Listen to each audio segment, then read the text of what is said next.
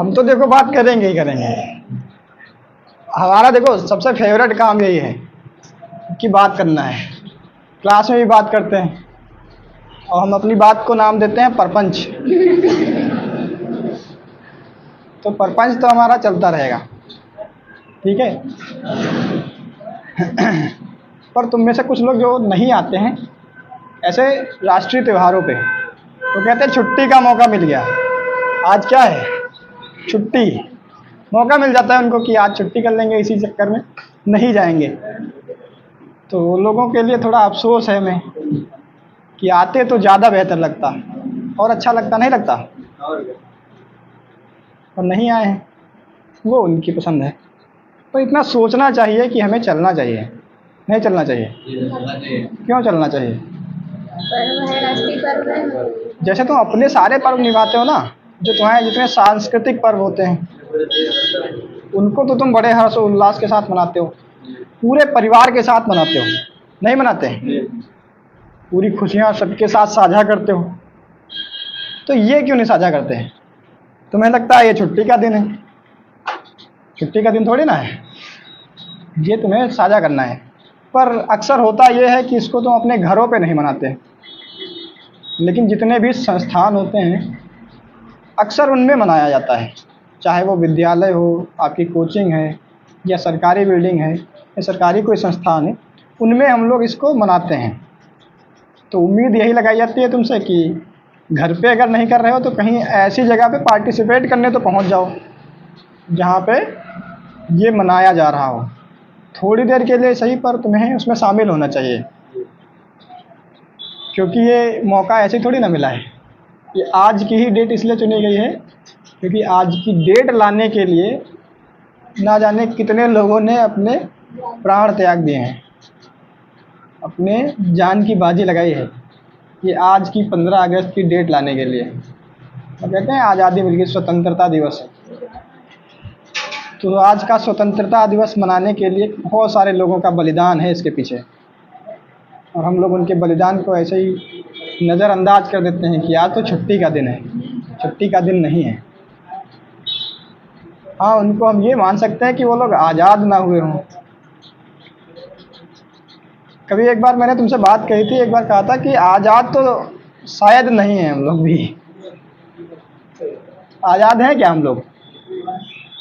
किस हिसाब से आज़ाद हैं? शारीरिक रूप से आजाद है, मानसिक रूप से आजाद नहीं।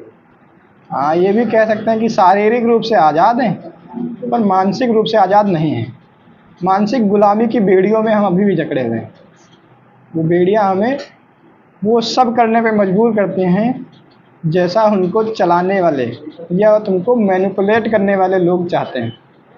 वो जैसा चाहते हैं तुमसे वैसा करवा देते हैं, और तुम्हारी मानसिकता उसी आधार पर निर्भर करती है जो चीज़ें तुम अपने आसपास देखते हो और सुनते हो, वैसी तुम्हारी मानसिकता हो जाती है।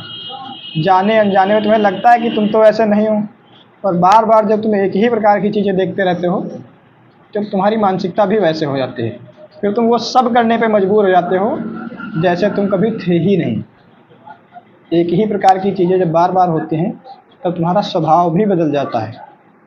फिर कभी कभी तुम्हें ऐसा लगता है, अनुभव होता है कि यार हम तो कभी ऐसे थे ही नहीं, ऐसा तो मेरा स्वभाव ही नहीं था, हम तो कभी ऐसे रिएक्ट ही नहीं करते थे। लेकिन कहीं ना कहीं अब तुम वैसे हो गए हो, ये वास्तविकता है। तो ऐसे लोगों से दूरी बना के रखनी चाहिए जो तुम्हारे मूल स्वभाव को बिगाड़ रहे हों। अगर तुम्हारा स्वभाव अच्छा है और कुछ लोग ऐसे तुम्हारे पास हैं जो तुम्हारे उस अच्छे स्वभाव को बिगाड़ रहे हैं, तो जितनी जल्दी हो सके उनसे दूरी बना लो, क्योंकि वो तुमको अपने जैसा कर देंगे। कहते हैं, हमारे यहाँ पहले से एक बात चलती है कि जिस प्रकार की संगत में हम लोग रहते हैं हम भी वैसे ही हो जाते हैं। और उसमें भी एक बात ये होती है कि जो उनकी बुरी आदतें हैं वो हम जल्दी सीख लेते हैं, अच्छाइयाँ सीखने में बहुत समय लगता है। फिर एक दोहा चलता है अपने यहाँ कि चंदन विष व्यापत नहीं, लिपटे रहत भुजंग। कौन कहता है चंदन में विष नहीं व्यापता? चंदन जो है सर्प से सारे गुण नहीं लेता है, वो उसकी सिर्फ अच्छाइयाँ लेता है। जब किसी के सर दर्द होता है तो लोग सर पे चंदन का लेप लगा देते हैं। पूछो क्या कारण है इसके पीछे का, तो क्या बताते हैं कि चंदन जो है ठंडा होता है और इस सर पे मस्तक पे तुम्हारे लग के तुम्हारी खोपड़ी को भी ठंडा कर देगा। कभी सर्प को छुआ है? सावन का महीना है, समय तो खूब निकलते हैं भोले बाबा हैं। अब किसी से निकले तो उसको छू के देखना, अरे हैंडशेक करना प्यार से, ऐसे ही मारने के लिए करोगे तो काट लेंगे। मत छूना ऐसे, है ना, नहीं तो फिर उसके बाद कुछ और छूने के लायक नहीं बचोगे तुम लोग। हमारी बातें तुम लोग ऐसे ही मत मान लिया करो, नहीं तो तुम लोग बड़ा भारी नुकसान उठा सकते हो। पर कभी मदारी है तो मदारी के पास जो सांप होता है वो अक्सर जहरीला नहीं होता है।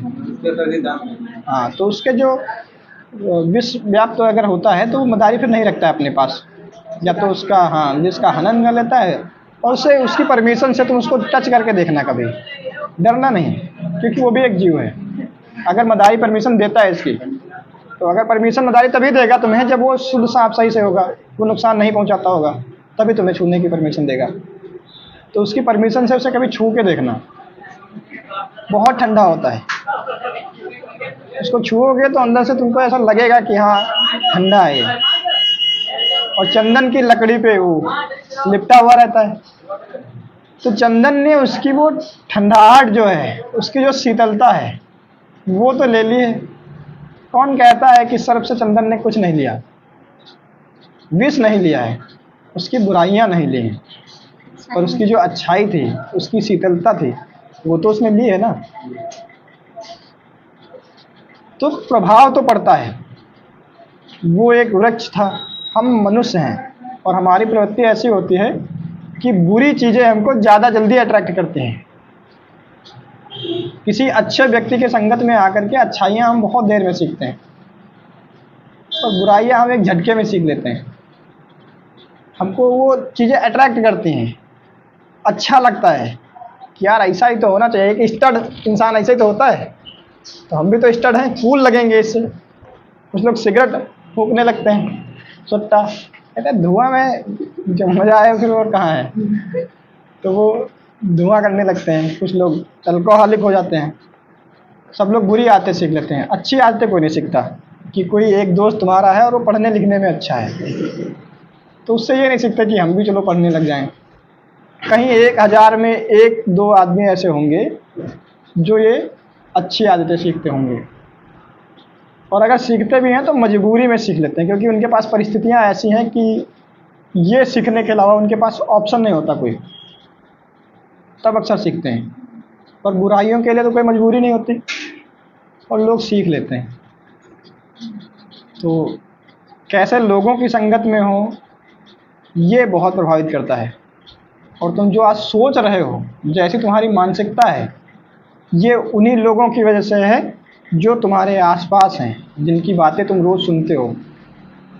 ये लोग तुमको प्रभावित करते हैं। तो तुम स्वतंत्र विचारधारा अपनी कुछ नहीं रख रहे, जैसा वो लोग चाह रहे हैं कि तुम्हारी विचारधारा हो, तुम वैसा ही सोच रहे हो। तो क्या तुम स्वतंत्र हो? लेकिन फिर भी आज तुम्हारे पास इतनी सारी स्वतंत्रताएं हैं कि तुम उसके लिए खुशी मना सकते हो। ये एक त्यौहार है ये हमारा, इस पर उत्साहित हो सकते हो, हर्ष और उल्लास के साथ मना सकते हो। मानसिक रूप से भले ही नहीं, पर शारीरिक रूप से बहुत सारी जो यातनाएं उस समय लोगों को मिल रही थी, तुम में उसका 1% भी नहीं है। उनको अगर तुमको अच्छे तरीके से हम बता दें तो तुम सब रोगे, और उसमें से ज़्यादातर लोगों को हमने रुला रखा है पहले भी, बता करके ऐसी बातें। सोचो, जिन बातों को सुनकर के तुम रोने लग जाते हो, अगर वो तुम्हारे सामने घटित हो रही होती और तुम देख रहे होते तो क्या होता? और अगर कहीं तुम्हारे साथ हो रहा होता तब क्या करते? अब वो सब कुछ नहीं होता, तो तुम इस बात से भी खुश हो सकते हो। पर हाँ, इतना ज़रूर कहेंगे कि पूर्ण रूप से तुम स्वतंत्र तो नहीं हो, बहुत खुश तो नहीं हो सकते हो। इतना ज़्यादा तुम्हें खुश होने की आवश्यकता भी नहीं है, क्योंकि तुम्हें चाहिए क्या, तुम्हें सुधार करने की आवश्यकता है। किस चीज़ के सुधार करने की, कि तुम मानसिक रूप से भी अपने आप को स्वतंत्र मान सको। और वो कैसे मानोगे? विचारधाराओं को बदल। विचारधारा ऐसे नहीं बदलेगी। विचार कैसे बदलेगी? जैसे तुम लोगों से मिलोगे वैसी विचारधारा आएगी। क्योंकि कोई भी विचारधारा, कोई भी नया थॉट नया नहीं होता है। तुम्हें लगता है कि ये मेरा अलग से थॉट है, इसको मैंने इन्वेंट किया है, या ये मैंने सोचा है। ऐसा कुछ नहीं होता। स्वतंत्र कोई थॉट नहीं होता। बहुत सारे बचपन से लेकर के अभी तक की जितनी परिस्थितियां हैं, जितने विचार हैं, जो तुमने सीखा है, सुना है, देखा है, उन्हीं को मिला करके कुछ नया बना देते हो। पर पूर्ण रूप से वो नया नहीं होता है। कुछ नया नहीं होता। तुम उतना ही सोच सकते हो जितना तुमने देखा है, जितना तुमने सुना है और जितना तुमने अनुभव किया है। उसके अलावा तुम सोच भी नहीं सकते। तुम्हारी सोच भी उसके बियॉन्ड नहीं जा सकती। तो तुम्हारे थॉट कोई तुम्हारे नहीं होते। इसके लिए तुम्हें करना क्या होगा?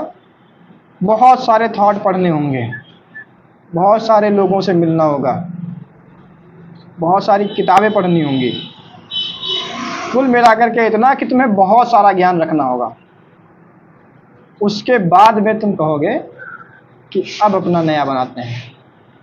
तो जब तुम्हारे पास बनाने को खूब सारा आइटम होगा, जैसे लड़कियां बनाती हैं, लड़कियां तुम लोग खाना बनाती हो, तो मसाले जब तुम्हारे पास खूब होते हैं तो उनमें से अलग अलग वैरायटी के मसाले का इस्तेमाल करके एक बढ़िया सी सब्जी बनाते हो। लेकिन अगर तुम्हारे पास ऑप्शन ही कम हो कि धनिया है, मिर्चा है और हल्दी है, नमक भी है, नमक तो होना ज़रूरी है, इतना ही इंतजाम है, तो उसमें से तुम कितना अच्छा बना सकते हो। पर अगर तुम्हारे पास वैरायटी बहुत सारी है तो ज़रूरी नहीं है कि सारे मसाले इस्तेमाल करें, पर जो तुम चाहते हो उचित मात्रा में उतना इस्तेमाल करके बढ़िया से बढ़िया बना सकते हो। लेकिन उसके लिए चाहिए क्या? बहुत प्रकार के मसाले होने चाहिए तुम्हारे पास। तो तुम अगर चाहते हो कि तुम्हारी विचारधारा, तुम्हारे थॉट्स बहुत ज़्यादा रिफाइन हों, परिष्कृत हों, तो तुम्हें उसके लिए बहुत सारे थॉट्स तुम्हारे पास होने चाहिए। उसके लिए तुम्हें बहुत पढ़ना पड़ेगा, लोगों को बहुत सीखना पड़ेगा। केवल किताबों से नहीं पढ़ते हम लोग, लोगों से भी तो पढ़ लेते हैं। खूब सारे थॉट होने चाहिए, तब जा कर के तुम अपना एक अलग थॉट रख पाओगे, जिसे तुम कहोगे कि ये मेरा है, जो वास्तविकता में तुम्हारा नहीं होगा। उसमें भी दूसरों का योगदान होगा। दूसरों से थोड़ा थोड़ा लेकर के तुमने उसे अपना बना लिया है। फिर आती है क्या, खूब पढ़ लिख जाएं तो क्या हम लोग अपना अलग विचारधारा रख पाएंगे? तो क्या हम लोग मानसिक रूप से स्वतंत्र अपने आप को कह पाएंगे? क्या खूब पढ़ लिख के हम लोग मानसिक रूप से स्वतंत्र हो सकते हैं? नहीं। ये एक बात हम कहते हैं बार बार कि पढ़े लिखे होना एक अलग बात है और शिक्षित होना एक अलग बात है। पढ़ना लिखना है कि किताबें खूब सारी पढ़ ली हैं और किताबों का ज्ञान बहुत है, तो तुम पढ़े लिखे हो। पर शिक्षित होना यह है कि अगर तुम सही और गलत के बीच में अंतर पता कर सको, तब तुम शिक्षित हो। कोई दूसरा आदमी आ करके एक बात कह के चला जाता है और तुम्हें लगता है यार यही 100% सही है, बात तो सही कह दी उसने, सारे फैक्ट ही तो दे गया है। तुम्हें तथ्यों के आधार पर कुछ जानकारी दे करके चला जाएगा, 2 4 10 तथ्य तुम्हारे सामने प्रस्तुत कर देगा और तुम्हें लगेगा कि बात तो सही कह रहा है। तो तुम उसकी बात में आ गए, नहीं आ गए। तथ्यों को इस हिसाब से तोड़ मरोड़ के रखा जा सकता है कि तुम उसको सच मानने पे मजबूर हो जाओगे। लेकिन अगर तुम शिक्षित हो तो तुम अपनी बुद्धि का इस्तेमाल जरूर करोगे कि उस आदमी ने वो सारी बातें तुमसे ही क्यों कही, क्या उद्देश्य था उसका। कुछ तो रहा होगा। क्या वो इतना सज्जन है, क्या वो इतना समाज सेवी है कि वो पूरे समाज को सुधारने की बातें करता है? तो उस समाज में तुम भी थे तो तुमसे भी वही बातें कह दी उसने। क्या वो वास्तव में वैसा है? ये तुम्हें खुद से सवाल पूछना पड़ेगा। तुम्हें देखना पड़ेगा कि जिस व्यक्ति ने तुमसे वो बात कही है, इस बात को कहने के पीछे उस व्यक्ति का हित क्या था। अगर तुम इस बात को पहचान गए, तुम्हें जान गए कि इस बात को कहने के पीछे उसका उद्देश्य क्या था। तुम सही और गलत में फ़र्क करना सीख जाओ कि इसने जो बात कही है वो सही भी है या नहीं, तब हम तुमको शिक्षित मान लेंगे। कहने का इतना मतलब है कि दिमाग का ढक्कन खुला होना चाहिए। एक होता है पढ़ पढ़ के खूब सारा दिमाग में भर लिया और भरा रखा है, एक होता है खूब सारा हमने पढ़ के खूब सारे थॉट इकट्ठा कर लिए और ढक्कन दिमाग का खुला छोड़ दिया। एक दूसरे एग्जाम्पल से समझो, किताब होती है लाइब्रेरी में, बहुत सारी किताबें होती हैं, किताबों में खूब सारा ज्ञान होता है, पर उन ज्ञान का क्या मतलब होता है? अगर वो बंद रखी हैं तो उनका कोई मतलब नहीं होता। वो ज्ञान किसी के काम तभी आएगा जब उस किताब को कोई खोलेगा, उसका इस्तेमाल करना चाहेगा।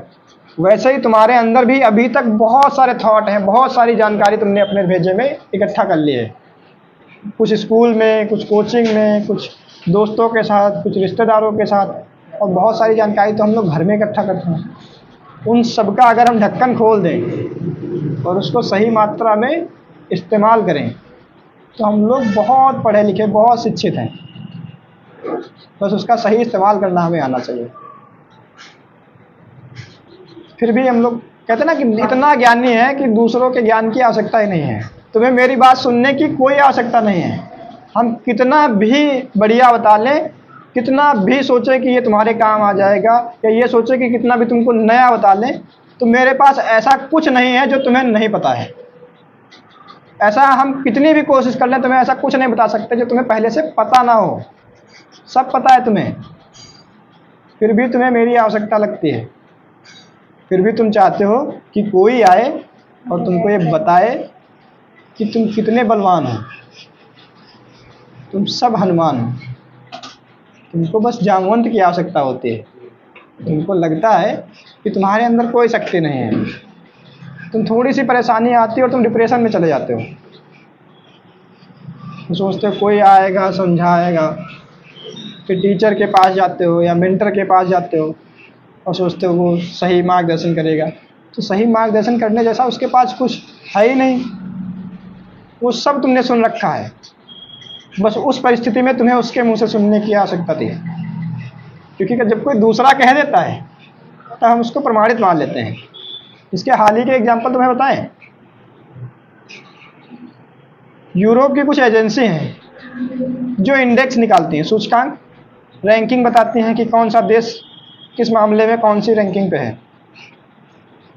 तो इन सारी रैंकिंग में बांग्लादेश भारत से आगे रहा, चाहे वो खुशहाली रिपोर्ट हो, चाहे भुखमरी की रिपोर्ट हो, चाहे रोजगार की हो, चाहे बहुत सारी इंडेक्स ऐसे निकाले, बहुत सारे सूचकांक निकाले जिसमें बांग्लादेश भारत से बेहतर था। और आज बांग्लादेश देखो, ज़मीनी रिपोर्ट क्या है, हमारे बॉर्डर पे हजारों की तादाद में लोग भीड़ लगाए खड़े हैं, गुहार लगा रहे हैं भारतीय सेना से कि हमें एंट्री दे दो भारत में। वो बांग्लादेश में रहना नहीं चाह रहे हैं, और हम लोग उसी बात को लेकर के दुख जता रहे थे कि यार भारत तो बांग्लादेश से भी पीछे है।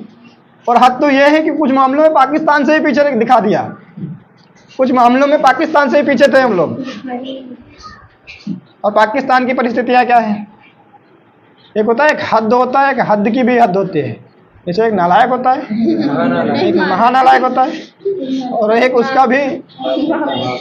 हाँ, तो ऐसी रिपोर्ट दिखा दी कि कुछ मामलों में तो अफगानिस्तान हमसे अच्छा है, जहाँ की परिस्थिति तो बहुत ही ज़्यादा दयनीय है। अब वो सारी एजेंसियां मिल करके भारत को ही नीचा क्यों दिखाती हैं, और जो वास्तव में ज़मीनी स्तर पर भारत से नीचे हैं उनको भारत से ऊपर क्यों दिखाती हैं?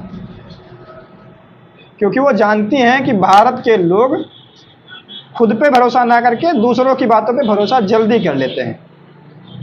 और वो जानते हैं बहुत अच्छे तरीके से कि अगर एक ही आदमी को बार बार एक बात कही जाए कि तुम नालायक हो, तुम नालायक हो, सुबह शाम उठते जागते उससे यही कहा जाए कि तुम हो, तो एक समय ऐसा आता है वो मानने लग जाता है कि हम हैं।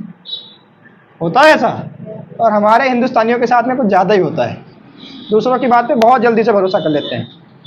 इसीलिए यूरोपियन जितनी भी एजेंसी हैं वो भारत को नीचा दिखाने का बार बार प्रयास करते रहते हैं।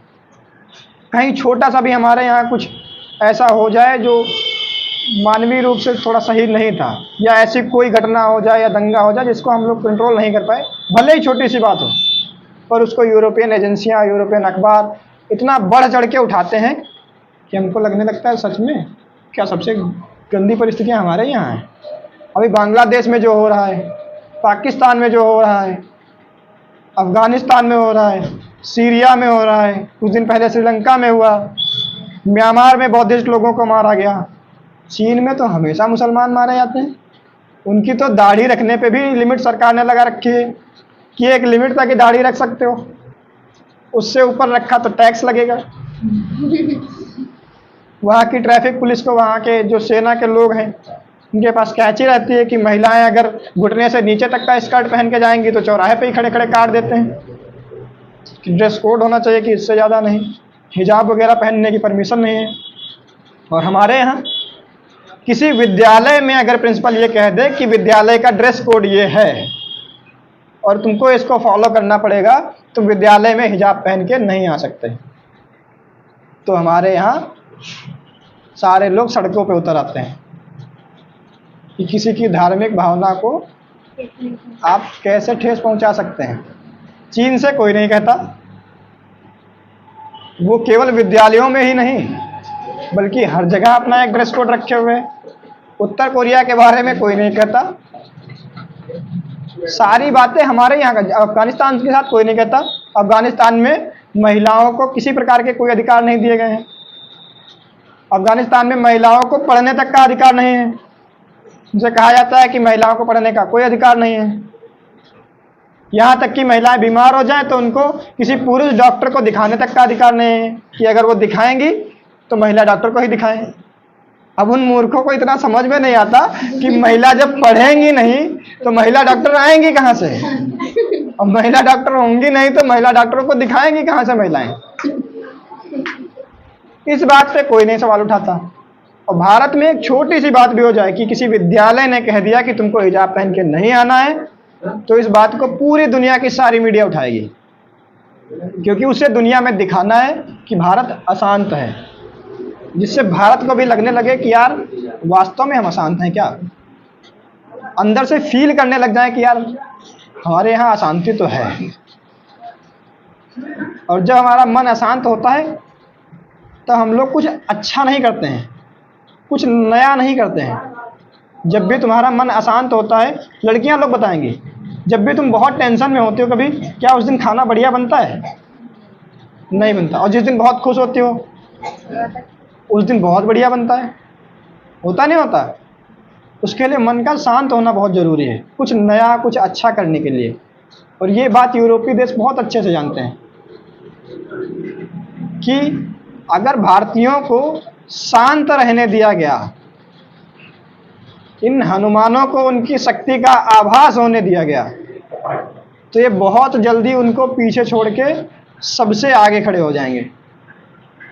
भारतीयों की शक्तियों का अनुमान है उनको, इसीलिए वो सारे सूचकांकों की मदद से हमको नीचा दिखाने का प्रयास बार बार करते रहते हैं। और हम हैं भी वैसे ही। इतना सब हो जाता है, उसके बावजूद भी हम लोग उनकी बात को सच मान लेते हैं। वो जो कहते हैं वो सब सही मान लेते हैं। पिछली बार हिंडेनबर्ग की रिपोर्ट आई, अडानी को दिखा दिया कि अडानी की कंपनी में बहुत सारे घोटाले हैं। अडानी दुनिया का तीसरा सबसे अमीर आदमी बन गया था। सोचो, एक भारत का आदमी, भारत का बिजनेसमैन जो दुनिया का तीसरा सबसे अमीर आदमी बन गया उस समय। आज हिंडेनबर्ग की रिपोर्ट के बाद में वो 10 नंबर में भी नहीं है, टॉप 10 में भी नहीं है। इससे क्या हुआ कि उस रिपोर्ट को भारतीय लोगों ने कुछ ऐसे ले लिया कि हाँ सच में तो घोटाला नहीं है। और जितने लोगों ने अडानी की कंपनी में इन्वेस्ट किया था, सबने अपने शेयर सस्ते दामों पे बेचना स्टार्ट कर दिया। और जब सस्ते दामों पे बिके वो शेयर, तो उसको उसी हिंडेनबर्ग के उस व्यक्ति ने खरीद लिया। उन्हीं सस्ते शेयर को जिनको तुमने बेचा था, उस पर भरोसा करके, उस पर जिस व्यक्ति ने रिपोर्ट पेश की थी, उसी व्यक्ति ने खरीद लिया। और आज 1-1.5 साल बाद जब फिर से अडानी ग्रुप ने ग्रो किया तो सारे शेयर उसके महंगे हो गए, उससे उसी ने प्रॉफिट कमा लिया जिस व्यक्ति ने उसके खिलाफ रिपोर्ट पेश की थी। और हम लोग सोचते हैं कि बाहरी आदमी कह रहा है तो सच ही कह रहा होगा, क्योंकि हम लोग भरोसा बहुत जल्दी कर लेते हैं। हम लोग इमोशनल लोग हैं, बहुत जल्दी दूसरों पे भरोसा कर लेते हैं। कोई अपना कहता है तो हम उतनी जल्दी उसकी बात को मानते नहीं हैं, क्योंकि हमारे यहाँ एक कहावत है कि घर की मुर्गी दाल बराबर होती है। तो घर के लोगों की बातों को उतनी जल्दी हम लोग मानते नहीं हैं। बाहर का कोई आदमी कह देता है तो उसकी बात को तो हम संसद में भी उठा देते हैं कि हाँ हिंडेनबर्ग ने कहा है तो फिर सही कहा होगा, यूरोप का आदमी है ना तो सच कह रहा होगा। और कोई भारतीय आदमी निकल के कहे कि नहीं ऐसा कुछ नहीं है, भारत की सुप्रीम कोर्ट ने कह दिया, जांच करवाई, 22 रिपोर्टें पेश की गई और किसी में उसका कुछ नहीं निकला। सुप्रीम कोर्ट ने कह दिया तो सुप्रीम कोर्ट की बात मानने को लोग तैयार नहीं। हमें अपनी मानसिकता को थोड़ा यहाँ ये बदलना पड़ेगा कि दूसरों की बातों पे भरोसा करने से पहले हम एक बार उसका खुद से विश्लेषण भी तो कर लें। दूसरों की बातों में बहुत जल्दी आ जाते हैं। तुम में से ज़्यादातर विद्यार्थी यूपीपी की तैयारी कर रहे हो, सब लोग आते हो गांव में रिश्तेदारों के द्वारा या कुछ आस पड़ोसियों के द्वारा तुम्हें बहुत हतोत्साहित किया जा रहा होगा। वो कहते होंगे कि नहीं हो पाएगा, तुम नहीं कर पाओगे। 50 लाख लोगों ने फॉर्म भरा था, वैकेंसी तो 60,000 है, तुमसे तो नहीं हो पाएगा। जा रहे हो बेकार में मेहनत कर रहे हो, क्या फायदा है मेहनत करने का, यही सब कहा जाता है। वो धीरे धीरे तुम्हें ये मानने पे मजबूर कर रहे हैं कि तुमसे नहीं हो पाएगा। तुम्हें बस उनकी यही बात तो माननी नहीं है।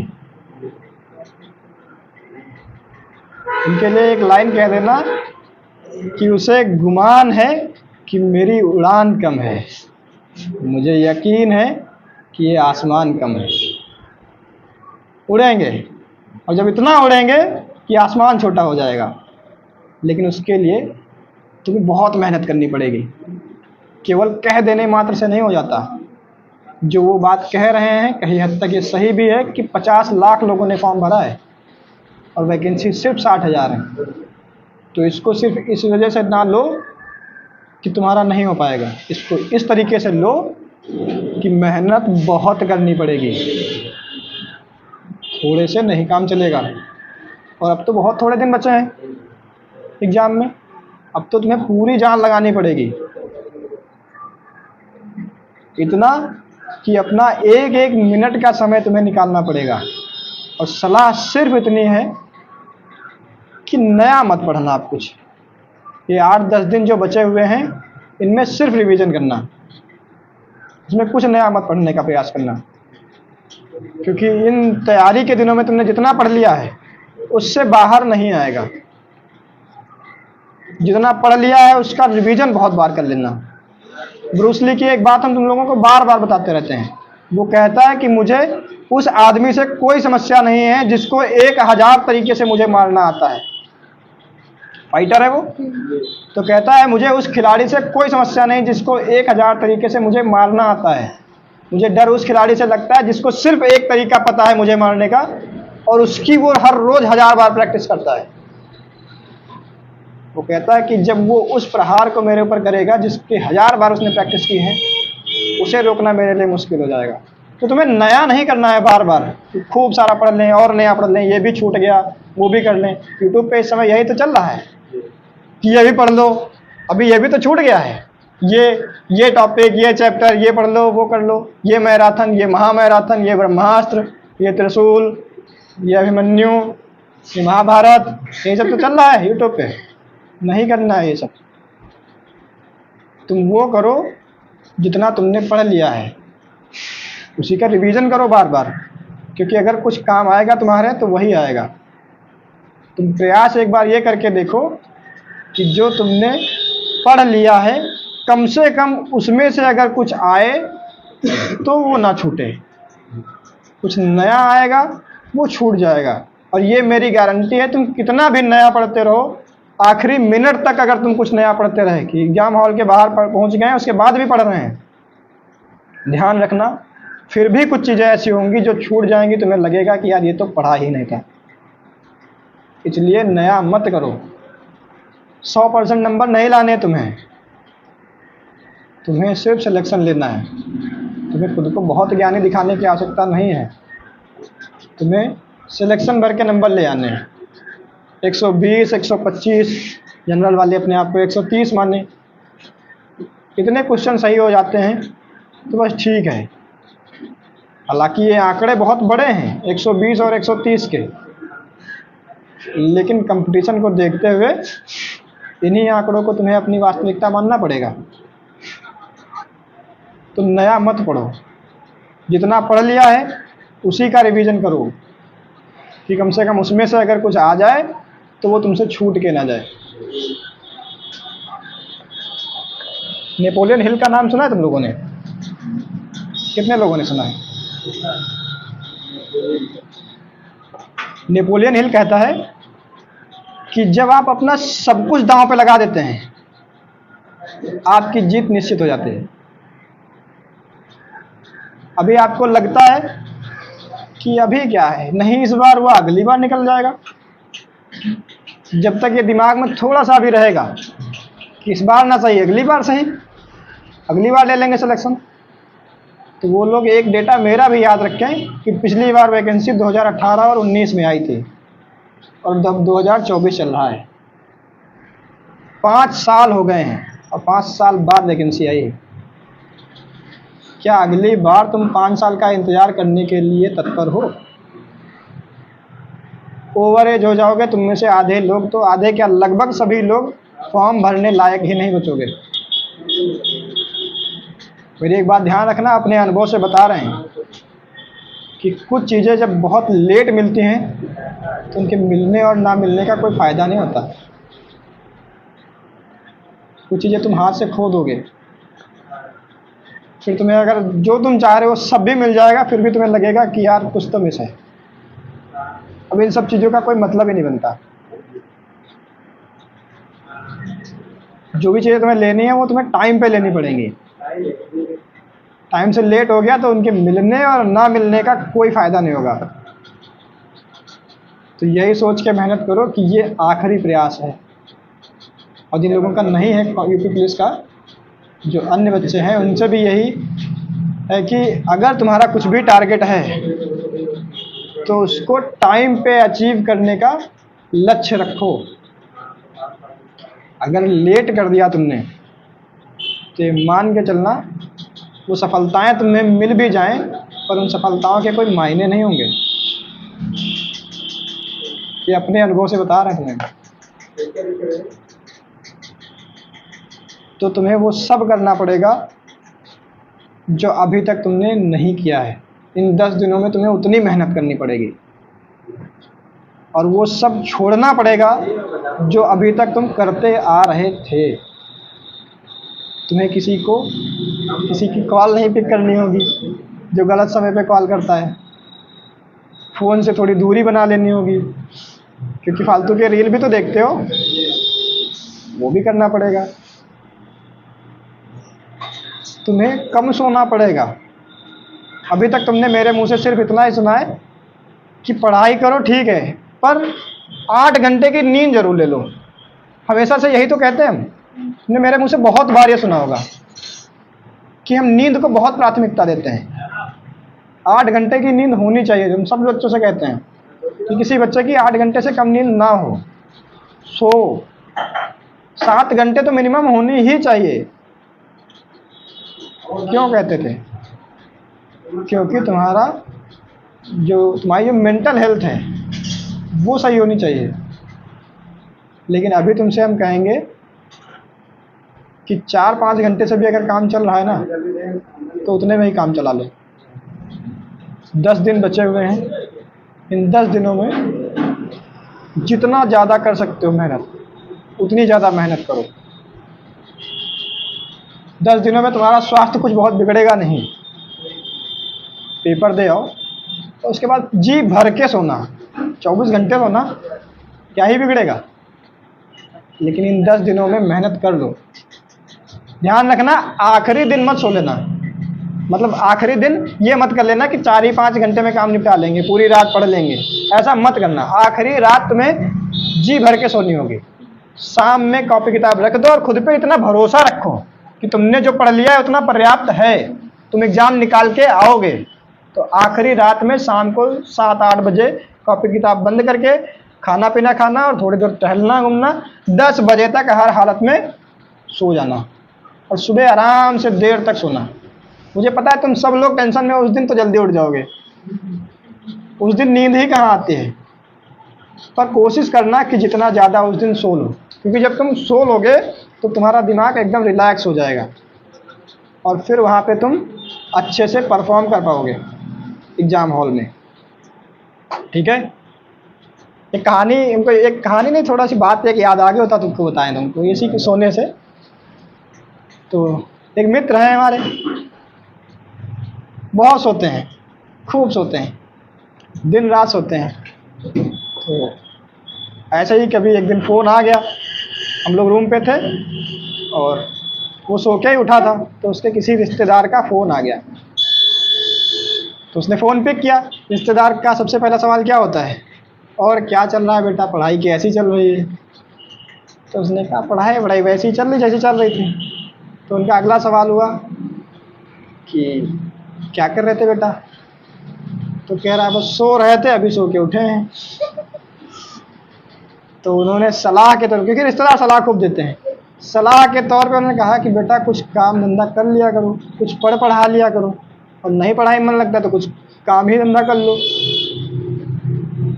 तो उसने जवाब में यही दिया कि अगर अच्छे कर्म करेंगे तो सारे अच्छे कर्म मुझे स्वर्ग की तरफ ले जाएंगे, मेरे बुरे कर्म मुझे नरक की तरफ ले जाएंगे, और मैं अभी जीना चाहता हूँ। इसके लिए मुझे मरना पड़ेगा, इसीलिए मैं किसी प्रकार के कोई कर्म नहीं करना चाहता, मैं सोना चाहता हूँ क्योंकि मैं जीना चाहता हूँ। तो जब कोई आदमी बहुत तुम्हें परेशान करने लग जाए, वो आदमी भी सलाह देने लग जाए जिसने खुद कभी वो काम नहीं किया है, तब उस आदमी को तुम्हें ऐसे जवाब दे देने चाहिए कि अगली बार वो तुम्हें परेशान करने ना आए, क्योंकि तुम्हें बहुत बेहतर तरीके से पता है कि तुम्हें क्या करना है। बस खुद को तुम सब लोग हनुमान मानो और अपनी शक्तियों का तुम लोगों को ज्ञान होना चाहिए कि उस हनुमान में कितनी शक्तियां हैं, वो क्या क्या कर सकता है। मैंने शुरुआत में तुमसे एक बात कही थी कि तुम सोच वही सकते हो जहाँ तक तुम्हें पता है, और दूसरी बात आखिरी में ये कह रहे हैं कि तुम जितना सोच सकते हो वो सब कर सकते हो। इसलिए जितना तुमने सोचा है कि ये हम करेंगे वो सब कर सकते हो, ये बात मेरी मान के रख लेना, क्योंकि तुम उससे बाहर सोच ही नहीं सकते जितना तुम कर नहीं सकते। तो तुम सब करने के लिए सक्षम हो, बस उसके लिए तुम्हें करना पड़ेगा। और तुम्हें दूसरों से कंपटीशन नहीं करना है, तुम्हें दूसरों को पीछे नहीं छोड़ना है।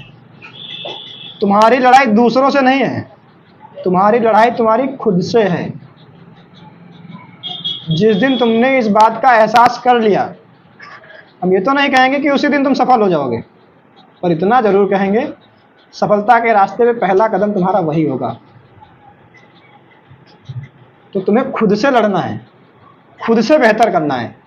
जितने बेहतर तुम कल थे उससे बेहतर तुम्हें आज करना है, और जितना बेहतर तुम आज हो इससे बेहतर तुम्हें आने वाले कल में करना है। दूसरों से नहीं करना, क्योंकि दूसरे की एक लिमिट है। दूसरा अगर एक अच्छा होगा, तुमको उससे अच्छे होने के बाद में तुम्हारे पास कोई टारगेट नहीं बचेगा। उससे अगर आगे निकल गए फिर सोचोगे अब क्या, अब तो सबसे आगे हो गए। और सबसे आगे होना ये एक बहुत गलत साइन है कि जब तुम सबसे आगे हो जाते हो तब तुम्हारी प्रोग्रेस रुक जाती है, फिर तुम कुछ अच्छा नहीं करते, फिर तुम कुछ बड़ा नहीं करते, क्योंकि तुम्हें इस बात का अभिमान हो जाता है कि हम तो सबसे आगे हैं, अब हमसे आगे कौन। कछुआ और खरगोश की कहानी सुनी है? कछुआ को इसी बात का तो अभिमान है कि हम तो सबसे तेज हैं, हमसे तेज कौन। और जब तुम्हें ये हो जाता है एहसास तब तुम लापरवाही स्टार्ट करते हो। और लापरवाही जैसे तुमने स्टार्ट की तो कभी खरगोश से कछुआ भी जीत सकता है। इसलिए तुम्हें दूसरों को तो टारगेट बनाना ही नहीं है कि हमें उससे बेहतर करना है। तुम्हें टारगेट खुद को बनाना है कि हम जितना बेहतर कल थे उससे बेहतर हमें बनाना है।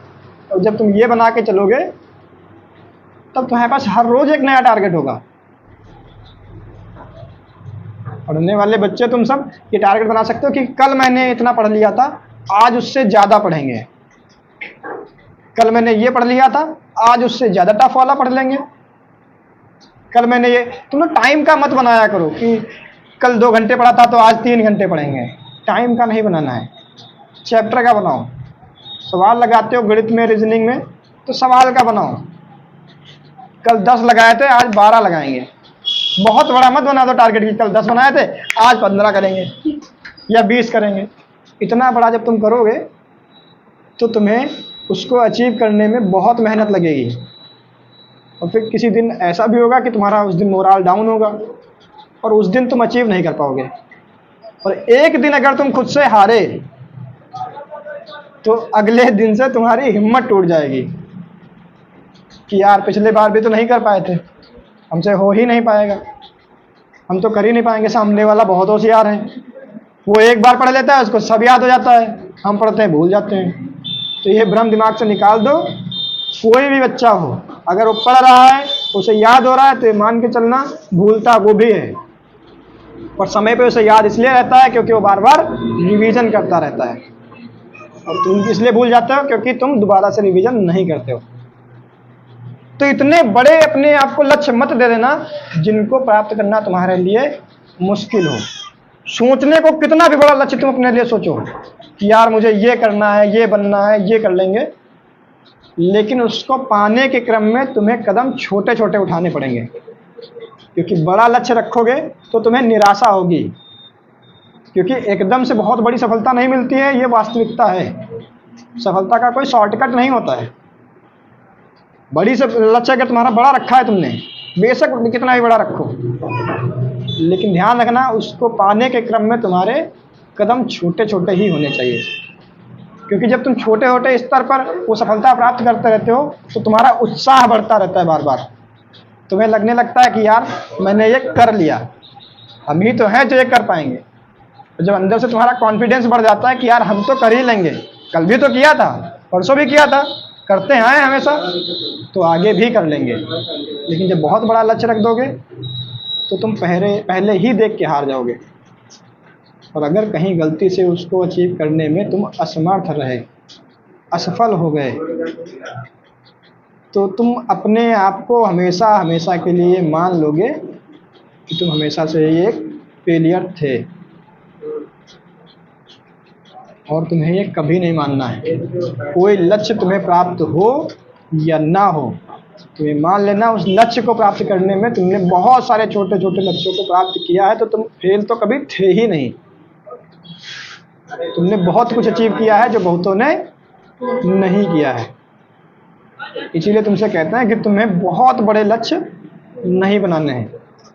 तुम्हारा सपना हो सकता है, तुम कितना भी बड़ा सोचो, लेकिन डेली रूटीन में जो तुम्हें उसे प्राप्त करने के तरीके हैं उसमें कोई बहुत बड़ा लक्ष्य मत रखना।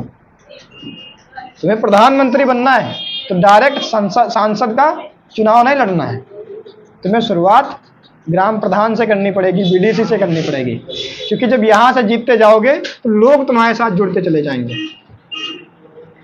फिर उसके बाद में नगर पंचायत का कर लेना, जिला पंचायत का कर लेना, फिर धीरे धीरे बढ़ते बढ़ते विधायकी का कर लेना। एक बार मुख्यमंत्री बन के देखो। मोदी जी भी तो प्रधानमंत्री बनने से पहले गुजरात के मुख्यमंत्री ही तो थे। उन्होंने वहाँ पे शासन किया, वहाँ से अनुभव जो सीखे, उसके बाद में उन्होंने प्रधानमंत्री पद की उम्मीदवारी रखी और आज प्रधानमंत्री के तौर पे भी एक सफल प्रधानमंत्री हैं वो। अगर वो पहले ही दिन सोच लिए होते कि मुझे प्रधानमंत्री ही बनना है और कुछ नहीं, तो क्या ये इतना आसान होता? एक स्टेप से चलते चलते चले आए। पहले पार्टी के कार्यकर्ता रहे, फिर चुनाव लड़े, छोटे चुनाव, फिर बड़े चुनाव, फिर वो अपनी योग्यता साबित की और मुख्यमंत्री बने। और बहुत योग्यता साबित की तो प्रधानमंत्री बन गए। तुम्हें अपने लक्ष्य तुम्हारे रखने हैं। तुम्हें लगता है कि तुम्हें मैथ नहीं आती है, तुम्हें मैथ सीखनी है, तो पूरे मैथ को बहुत बड़ा भौकाल मत बनने दो अपने अंदर। तुम्हें पूरा मैथ सीखना है, ये दिमाग के किसी कोने में रहना चाहिए, लेकिन जो फ्रंट पे सामने रहे वो सिर्फ इतना रहना चाहिए कि तुम्हें मैथ का ये वाला चैप्टर पहले खत्म करना है। एक चैप्टर से शुरुआत करो कि ये चैप्टर मुझे इतना खत्म कर देना है कि इसमें कहीं से भी कोई सवाल आ जाए मुझसे छूट के ना जाए। और उस चैप्टर के लिए भी जब तुम रणनीति बनाना स्टार्ट करो तो उसमें भी तरीके होते हैं कि इस टाइप के सवाल मुझे खत्म करने हैं आज इस चैप्टर में इस टाइप के सवाल आज ही मुझे इस तरीके से मेहनत करनी है, इतनी बार प्रैक्टिस करना है कि अगली बार इस चैप्टर से इस प्रकार के सवाल अगर आएंगे, इस टाइप के सवाल अगर आएंगे तो मुझसे छूट के ना जाएं। जब हर रोज तुम अपना टारगेट ऐसे बनाओगे तो एक दिन में एक टाइप खत्म करोगे, 2 दिन में दूसरा टाइप, तीसरे दिन में तीसरा टाइप। हो सकता है एक हफ्ते में एक चैप्टर खत्म हो। एक पूरी मैथ की किताब को खत्म करते करते हो सकता है तुम्हें 3 महीने लग जाएं। कुल मिलाकर के 13 से 15 ही चैप्टर होंगे। हो सकता है तुम्हें 3 महीने लग जाएं, पर 3 महीने बाद तुम देखोगे कि तुम्हारे दिमाग से मैथ का डर खत्म हो जाएगा।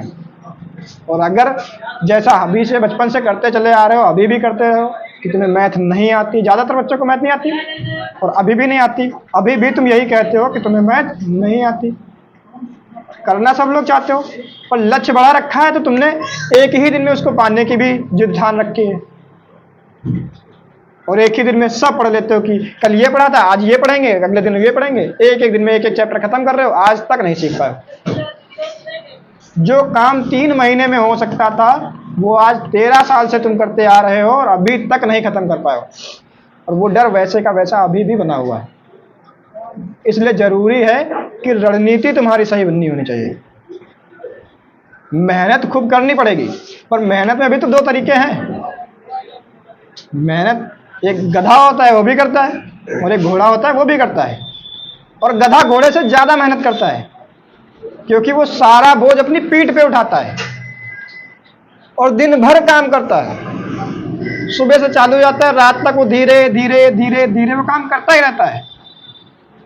गधा बहुत मेहनती है, लेकिन जब लास्ट में देखा जाता है तो घोड़े ने काम ज़्यादा किया होता है। वो सुबह 2 राउंड काम करके आता है और शाम को 2 चक्कर लगा लेता है, लेकिन वो स्मार्ट तरीके से करता है। वो अपने पीछे पहिए वाली एक गाड़ी बांध लेता है और जितना गधा दिन भर में उठाता है उतना वो एक ही बार में गाड़ी पे रख लेता है और भागता हुआ निकल जाता है खट खट खट खट करते हुए। ना मेहनत उतनी ज़्यादा लगी, ना पूरा दिन उसने काम किया, लेकिन फिर भी गधे से ज़्यादा काम हो गया। तो तुम्हें गधे के जैसे काम नहीं करना है। गधा मार भी खाता है और आज समाज में गाली भी गधा हो गया। अगर कोई तुमको गधा कहता है तो तुम्हें अपमानित महसूस होता है नहीं होता है? कहते शेर हो तुम, शेर, तो तुम्हें बड़ा सम्मान महसूस होता है। तुम्हें लगता है कि यार हमको शेर कह दिया सर जी ने, हम तो शेर हैं। लेकिन ये भूल जाते दोनों ही तो जानवर हैं। अगर कह दे तुम तो जानवर हो एकदम, सम्मान महसूस होगा? नहीं। केवल बात मैंने शुरुआत में कही थी ना, बात को किस प्रकार से प्रस्तुत किया जा रहा है यह महत्वपूर्ण है। एक ही बात को 2 तरीके से कहा जा सकता है, 2 या उससे भी ज़्यादा तरीके से कहा जा सकता है। बात को कहने का तरीका होना चाहिए। तुम किसी भी बात को सही भी साबित कर सकते हो, उसी बात को गलत भी साबित कर सकते हो। तो अगर कोई भी तुमसे कोई बात कह रहा है तो एक बात तुम्हें ध्यान रखनी है कि उस पर स्वयं का विश्लेषण होना बहुत ज़रूरी है। एक बार खुद चेक करके देखो, खुद सोच करके देखो, क्या उसमें सामने वाले का कोई हित तो शामिल नहीं है? क्या सच में ये तुम्हारे लिए हित की बात है? और दूसरी ये कि मेहनत करने से पहले ये ध्यान रखो कि कहीं तुम गधे के जैसे मेहनत तो नहीं कर रहे हो, कि पढ़ाई तो कर रहे हो, सुबह से शाम तक 18-18 घंटे पढ़ रहे हो, पर जो पढ़ा है वो किसी काम का ही नहीं। फालतू का इतिहास रटे जा रहे हो जिसके सवाल कम आने हैं। तुम्हें ध्यान देना पड़ेगा। रोज करंट अफेयर पढ़ रहे हो, बच्चे ये भी तो करते हैं, करंट अफेयर रोज पढ़ रहे हैं, डेली क्लास चल रही है। करंट अफेयर के 4 से 5 सवाल आने हैं, वो 2 साल पहले से डेली क्लास कर रहे हैं। हर रोज़ सुबह 6 बजे क्लास उनकी चल रही है, रोज़ 1-1.5 घंटे की 2 घंटे की क्लास चल रही है, खूब पढ़ रहे हैं और 4-5 सवाल आने उसके लिए इतनी मेहनत की, क्या फ़ायदा हुआ उसका? एग्ज़ाम में जब वो 4-5 सवाल आते हैं तो उसमें से वो 3 ही कर पाते हैं, 2 सवाल उनके तब भी छूट जाते हैं। क्यों? क्योंकि उन्होंने इस बात पे कभी गौर किया ही नहीं कि वो जो 4-5 सवाल आ रहे हैं वो किस टॉपिक से आ रहे हैं। करंट अफेयर में भी तो किसी टॉपिक से आ रहे सवाल, वो पुराने पेपर को उठा के उन्होंने कभी देखा ही नहीं। जैसे तुम्हारे कांस्टेबल का है तो इसमें करंट अफेयर के क्वेश्चन आते हैं सैन्य अभ्यासों से, सेना से संबंधित कोई भी होगा उससे आएंगे, खेल में जो पुरस्कार मिले हैं उससे आएंगे, या किसी खिलाड़ी का ये पूछ देगा कि कौन से खेल से संबंधित है, हाल ही का जो खिलाड़ी चर्चा में रहा होगा, या पूछेगा किस राज्य से संबंधित है। साहित्य के जितने पुरस्कार हैं, चाहे वो साहित्य अकादमी हो, चाहे सरस्वती सम्मान हो, इस प्रकार के जो ज्ञानपीठ है, ऐसे जो भी इससे पुरस्कार हैं उनसे क्वेश्चन आता है, जो हाल ही में अगर मिला होगा, नहीं तो पुराने वाले हिंदी में भी आते हैं। और उत्तर प्रदेश का जितना करंट अफेयर है वो पूछा जाता है। नई कोई नियुक्ति हुई है वो पूछी जाएगी, उत्तर प्रदेश में कोई नई योजना लागू की गई है उससे तो कंफर्म है आएगा क्वेश्चन। तुम्हें कुल मिला करके 4-5 टॉपिक ही पढ़ने हैं और वो किया जा सकता है सिर्फ 1 हफ्ते में। तुम्हें ज़्यादा नहीं, सिर्फ 7 महीने का करंट अफेयर करना है।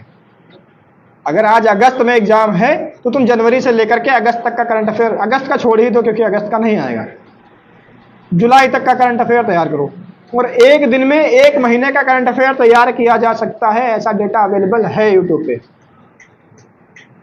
मंथली करंट अफेयर तैयार करो, टॉपिक वाइज करो, सारा तुम्हें पढ़ने की आवश्यकता ही नहीं।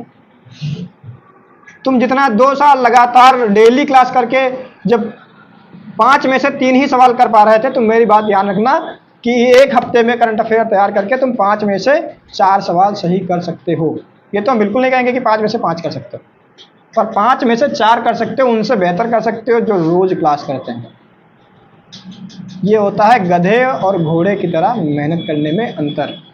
गधा भी मेहनत करता है, खूब मेहनत करता है, पर उसे पता नहीं है कि इसको अच्छे तरीके से कैसे किया जा सकता है, स्मार्ट तरीके से कैसे किया जा सकता है। गधा हार्ड वर्क करता है और घोड़ा स्मार्ट वर्क करता है। तो घोड़े की तरह मेहनत करो, गधे की तरह नहीं। ठीक है? बातें बताने को मेरे पास बहुत सारी हैं, पूरा दिन बातें करते रहेंगे, पर मेरी बातें खत्म नहीं होंगी। इसीलिए मैंने अपनी बातों को परपंच नाम दे रखा है। तो बातों को जबरदस्ती यहीं पे खत्म करते हैं। अब सर बताएंगे कुछ।